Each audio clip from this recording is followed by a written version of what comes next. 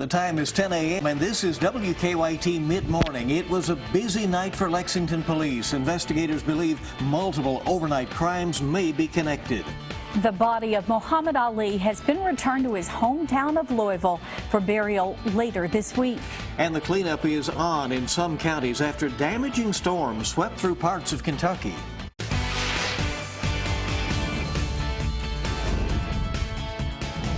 This is WKYT Midmorning. Good morning and welcome into Midmorning. It's Monday, June 6th. We're glad you're with us. I'm Bill Bryant. And I'm Barbara Bailey. After the storms and the humidity of the weekend, really pretty this morning. Looks good. You know, yesterday was all right. Yeah. You're right, Saturday was tough, certainly. But we have some good improvements, and it looks like we get to keep those most of the week. Here's meteorologist Micah Harris. Yeah, and it's really nice outside right now, but you can already feel those steamy conditions once again. And over the weekend, Mike Linden was talking about how we're going to be seeing some much cooler conditions. And you know, you get excited about that, and then you got to start off with another steamy day, but that's coming. There's a front tonight. It's going to be barreling on through, and it will really drop our temperatures in overnight and in through the next few days. There's your temperatures now in the 70s. We'll get to the 80s again, but like Mike was talking about, wait for this big shot of cooler air. I'm going to show you how low we go with those temperatures in just about 10 minutes. All right, Micah, thank you. And leading our news at Mid-Morning on WKYT, a rash of robberies that police believe may be connected. A suspected armed serial robber led officers on a chase through two counties. Now, it all started at 2 o'clock this morning when police say an armed man wearing blue pants, a blue shirt, and a blue bandana robbed the Waffle House on Richmond Road. 30 minutes later, the Waffle House off Reading Road also was robbed. Police say witnesses there also described the gunman as wearing all blue. Then shortly after that, police were called to the Shell gas station on Man-O-War near Nicholasville Road for another armed robbery. Once again, witnesses told police the gunman was dressed entirely in blue. Police later spotted a car suspected in these robberies. Officers tell us the driver led them on a chase from Lexington to Versailles Road near the Bluegrass Parkway in Woodford County. And that's where police arrested 3 people. Adonis Patino has been charged with 2 counts of first-degree robbery and 1 count of second-degree robbery. Jorge Zuniga is charged with wanton endangerment and fleeing and evading. And police also took in a 17-year-old girl into custody. She has not been charged. There was also an infant in the car, less than a month old. Well, some of the details of Muhammad Ali's funeral service have now emerged. It will be taking place Friday afternoon at 2 o'clock at the Yum Center in Louisville, and it will be open to the public. Now, in addition to some of the celebrities already announced, others who are scheduled to appear include the President of Turkey and the King of Jordan. Kenneth Craig is in Ali's hometown with a look at how he's being remembered. I am Muhammad Ali. Children from the Louisville area celebrated Muhammad Ali's message of inclusion at an interfaith memorial service last night. He's free now, but his spirit is with us, and it will stay with us for a long, long time. All over Ali's hometown, mourners are remembering a man who stood for so much in and out of the boxing ring. What really stands out to me is the amount of love and compassion and kindness that he instilled in people. Evan Boquetto is the curator of the newly opened Muhammad Ali Childhood Home Museum inside the pale pink house where Ali grew up. Thousands of people have come to pay their respect, to give tribute to their local hero and inspiration, Muhammad Ali. Many more will take part in Ali's funeral service Friday. There will be a procession through the city, and the service itself will be open to the public, just as Ali wanted. Former President Bill Clinton and comedian Billy Crystal are among the big names who will eulogize the man known as the greatest, alongside Ali's heartbroken family. He was a loving, kind person, loved all people. He would help anybody if he could. He's a wonderful saint. He was a wonderful man. Ali made his final trip home yesterday from Phoenix, Arizona, where he died Friday at 74 years old. Kenneth Craig, CBS News, Louisville, Kentucky. Information on how the public can get tickets to the memorial will be released at 5:30 this afternoon. We'll stream the service live on WKYT.com. A funeral will be held within the hour for a nationally recognized Kentucky author and financial expert. 57-year-old Don McDay died suddenly last weekend while visiting his wife in New Orleans, where she's president of a school. McDay was a financial consultant who made a name for himself writing nationally published articles. He wrote a column for the Huffington Post. His funeral will begin at 11 o'clock this morning at the Cathedral of Christ the King in Lexington. We'll find out later today if prosecutors plan to file charges against the parents of the boy who got into the Cincinnati Zoo's gorilla exhibit last weekend. Zoo workers had to shoot and kill a 17-year-old gorilla that dragged the boy through some water. Cincinnati police handed the case over to prosecutors Thursday. They'll decide if the parents should be charged. Legal experts believe charges are unlikely. The Cincinnati Zoo's gorilla exhibit has been closed since the incident, so changes could be made to the fence surrounding the habitat. Zoo officials say the new barrier is now 42 inches high and has solid wood beams at the top and bottom. It also has knotted rope netting. Officials say the changes were made despite the previous barrier passing inspection by the Association of Zoos and Aquariums. The zoo's gorilla exhibit is expected to reopen tomorrow. Jury selection is underway here in Lexington in the trial of Mark Taylor. He is the man facing murder and kidnapping charges for the 2013 death of Alex Johnson. Police say they found Johnson's body inside a barrel in the Kentucky River. Attorneys expect Taylor's trial to last about 2 weeks. A southern Kentucky man charged in a double murder will face a judge this morning. The Laurel County Sheriff's Department says Bradley Lawson is accused of killing Donnie and Sharon Jackson last year. Lawson was already in jail for drug charges when deputies filed additional charges. Investigators say the couple's bodies were found inside their burned-out home last March. Both had been shot. Deputies believe the motive behind the couple's murder was a robbery gone bad. Lawson is expected in court around 11 o'clock this morning. State police are investigating 2 deaths in northern Kentucky today. Troopers learned that 2 bodies were found in a house on Quicks Run Road in Lewis County around 2 o'clock yesterday afternoon. Troopers and detectives responded to the scene and found 36-year-old Crystal Ball and 51-year-old Kevin Ball dead in their Vanceburg home. Officials say they are not looking for any suspects in this investigation. Crews are investigating a fire that damaged a Danville restaurant. Firefighters were on the scene for several hours at the Mexican restaurant on Jane Trail near the bypass in US 127 in Danville. Firefighters eventually knocked down the flames. There's no word yet on how the fire started or the extent of damage, but it will be some time before the restaurant can reopen. Well, a handful of families in Bath County are cleaning up today after storms that struck over the weekend. High winds damaged about 4 homes in the Oakley-Pebble, Wyoming Road area. The National Weather Service may be out in that area today to determine just how strong those winds were. Some barns were damaged in the storms and power lines were knocked down. One farmer in Owensville tells us he's more concerned about the damage done to his barn. After it all settled down, we come out and looked, and we've seen the barn roof off against the fence. There's some damage in the machinery shed. That's what I'm worried about more than anything, getting the barn back and getting the roof on it, because we use that barn a lot. Now, Bath County Emergency Management does not believe a tornado is responsible. They say the damage came from straight-line winds mixed with a microburst. Today marks the 72nd anniversary of the Allied invasion in France, commonly known as D-Day. On June 6, 1944, troops from 13 different nations stormed the beaches of Normandy, a daring move that eventually led to an Allied victory in World War II. Planning for the operation actually started in 1943. Planners had to take into account the phases of the moon, the tides, and the time of day before selecting the actual date. Allied casualties numbered at least 10,000, with more than 4,000 confirmed dead. Day we should always remember. Keep it right here this mid-morning. The newest Miss USA makes a strong statement for women. Also in Hollywood, the guys recognize some of their favorites. And it's a really nice day today, but what we're going to be seeing as we travel off through the next few days, much cooler conditions. I'll have that coming up next. Now, your zone-by-zone forecast with meteorologist Micah Harris. got such a good looking day in store. A lot of sunshine outside. A couple of clouds now filtering in the far southern half. But like I was talking about this morning, don't expect any rain for today.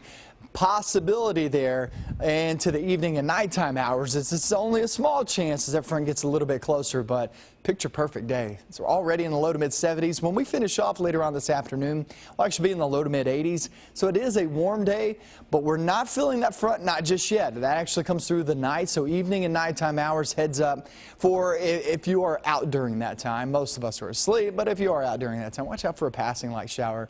That's about it. Mainly north of I-64, that's your best bet at about 20-30%. So obviously this is no good chance of rain, but it's still there. Then we get that front to move on through. Once that front passes on through, we're going to see much milder conditions slide on in here. And you'll really feel it tomorrow, Wednesday, possibly even off into Thursday. Thursday will get right around 80 degrees, but don't let that 80 fool you. The humidity will still be down during that time. So this is a big shot at some really nice air. It's not just dropping those temperatures, it's dropping that muggy factor too. Let's talk about your next few days, kind of the talkers of today.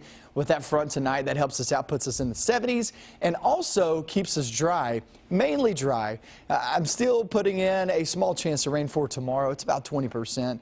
Nobody's going to get washed out by that, but there is a chance at a passing shower. And so we stay 70s and really nice. Well, let's see, Tuesday, Wednesday, Thursday. But when you get off toward Friday into the weekend, it's on the opposite end of the spectrum. So here we come with the 80s. Here we come with possibly even seeing a couple of 90s this weekend. It's going to be a big shot at some warmer air as we slide towards your weekend. So here's your breakdown of your forecast. 83 today, and that 20% you see on the screen for today is mainly evening and night.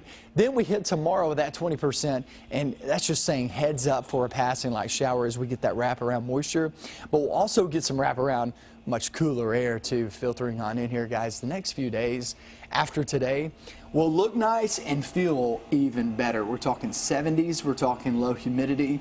It's an awesome feel, and then we head towards your week, and like I said, we go from this side of the spectrum to this side. It gets really, really warm, close to 90 degrees for most of us. Be ready for that. That happens, Okay, certainly. here it comes. Well, the newly crowned Miss USA is Deshauna Barber, a 26-year-old Army Reserve officer from Washington, D.C. And Barbara may have locked up the crown with her strong answer to a question about women in combat. She said as a woman in the U.S. Army and the commander of her unit, she believes that women are just as tough as men. Lieutenant Barber is the first military member to ever win the Miss USA pageant, so serving the country in 2 ways now. Yeah, she did it in great style, yes. Well, the trial of O.J. Simpson gets a deeper look at a new film about the literary world of the past. Chris Martinez has today's Eye on Entertainment from L.A. The New York City premiere of the new movie Genius was held at the Museum of Modern Art last night. Mr. Wolf, we intend to publish your book.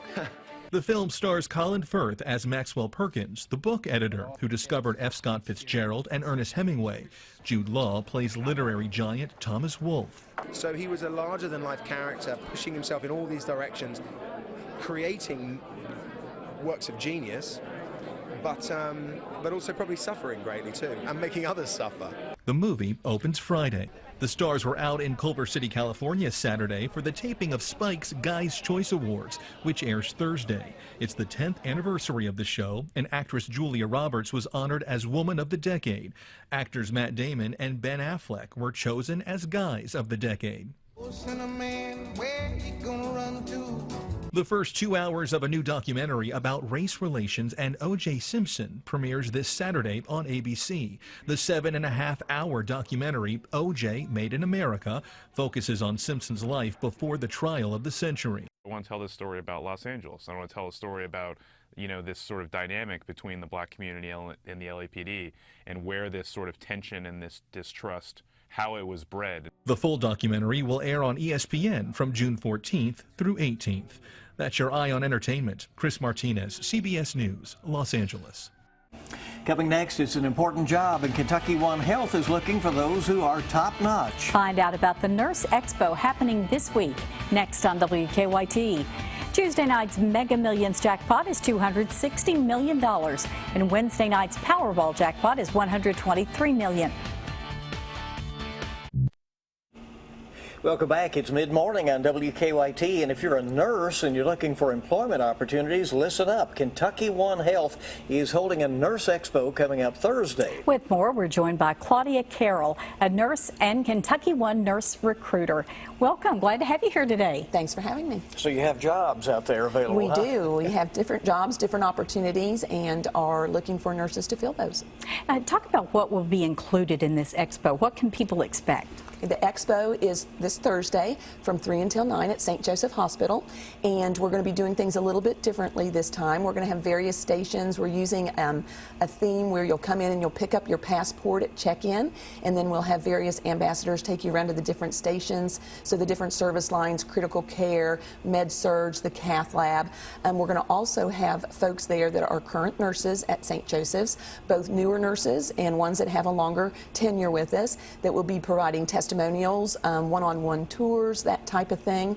But we also are going to have some stations that will tell you a little bit more about St. Joseph's and Kentucky One, such as our heritage, our mission, our culture, quality, safety, those types of things. Claudia, I would imagine that there will also be questions on both sides, right? Correct. The applicants as well as you want to know more about them. Exactly. We'll be doing on-site interviews, and folks can actually call ahead and schedule for an interview. We realize that nurses are on very tight schedules, and so if they only have a little bit of time to spend with us, we want to make sure that that time is as valuable as it can be, so they can call ahead and schedule. But we'll be doing on-site interviews and tours, and then folks will also be able to schedule interviews at another time if they're unable to stay and interview the day of the event. Many nurses, I think, would tell you that it is more of a calling. It's not just a job. Is that what you found? I agree. I'm an RN myself. I'm very proud to have graduated from a local program and been with the St. Joseph Kentucky One system now for almost 20 years, and it is a calling. I had a very a great career in banking prior to being an RN, but I just needed something more for myself personally and professionally, and I was very fortunate to find my niche and now can give back from a recruitment standpoint. How would you think that nursing has changed over the years? I mean, the technology now is just incredibly advanced, right? Right. I think you've probably hit the nail on the head. The technology is very different. I think at the root of it, though, again, it is a calling, so I think once a nurse, always a nurse. I haven't worked bedside for a few years, but the reasons that I was drawn to nursing are still there. The opportunity to serve others at their most vulnerable time and to work for an organization that allows you to do that and allows you to kind of mesh your personal values with their professional goals and values. Okay, now when we say that this is at St. Joseph Hospital, is it at the main hospital or is it at satellite hospitals as well? It is at the location, St. Joseph Hospital on Harrodsburg Road, but we will be featuring opportunities from St. Joseph Hospital, St. Joseph East, St. Joseph Jessamine, the Women's Center at St. Joseph East, and also the continuing care hospitals. All right, Very good. Late afternoon and evening event on Thursday for convenience sakes, I would take From 3 until 9. Thanks for coming. Thank you. Great. Thank you for having me. Well, keep it right here on Mid-Morning. Back in a moment, we'll check into the Mr. Food Test Kitchen, and they'll show us a quick, easy pasta dish. Stay with us on Mid-Morning. We're glad you're with us today from the Mr. Food Test Kitchen. Quick as a wink pasta. In about 15 minutes, you can whip up this flavorful dish loaded with sausage, peppers, and onions. One of the things we hear a lot on Facebook, or when we see you at events, is that you're always looking for new dinner ideas. Ones that are quick, tasty, and that the whole family will love. Well, here's another one to add to your arsenal of easy recipes. All we do is saute some Italian-style turkey sausage with the casing removed, along with some onions, peppers, and a bit of garlic. Once the sausage is cooked through, we add a couple of cans of diced tomatoes, a good amount of sliced mushrooms, a bit of Italian seasoning, and a touch of salt and pepper. Now we let that simmer for about 10 minutes while we cook up some pasta. As for the type, that can be anything you have on hand. Maybe penne, rotini, or even bow ties. Once it's tender and we drain it, we top it with our sausage mixture. You see, the whole thing didn't even take 15 minutes. And when we pour this flavor-packed sauce with the sausage and veggies over all those nooks and crannies of our pasta, you can bet this is gonna be good. So here's what I propose. Go online and get the recipe for what we call quick as a wing pasta. And after you do, let us know on Facebook what you thought of it. I'm Howard in the Mr. Food Test Kitchen, where today we found a quick as a wink way for you to say, ooh, it's so good. All right, eat it up. You better, yeah. Here's the deal when we go throughout the next few days. We'll hit the 80s today. It's going to be another warm one store with the humidity around. And then that front tonight comes through and knocks it all out, and we'll bring back the 70s in the forecast for the next couple, maybe even few days, depending on where you live on Thursday. So this is some really nice air that's going to be filtering on in. Like I said, it's going to drop that humidity, that feel outside. And yeah, it just looks pretty good. There are chances of rain in the forecast, but they're not great chances. You're talking about 20%. That you see today is actually for this evening and night, and that's just a passing light shower. That's about it. Tomorrow, get into the afternoon, you could have some wraparound moisture that could throw off a light shower. But for the most part, guys, this is a good-looking forecast all the way throughout your work week. And now, then the steam's back. Yeah, I was about to say, now Friday into your weekend is a different story. Now we're talking about temperatures back, not just above average, but well above average. Average is typically around 80 degrees, and once we hit the weekend, then we're talking about mid, even upper 80s. And some of these weather models are showing a 90, 91 degree reading. I'm not on that boat just yet, but there's something to watch out for as we slide throughout the next few days. It's going to be a warm one this weekend. It certainly sounds like it. Thank you so much for joining us for WKYT Mid-Morning. We certainly hope you'll be back for all the latest news at noon. You're going to be out, where, golfing? Absolutely, out at Nicholasville. All right, we'll look forward to it. Have a great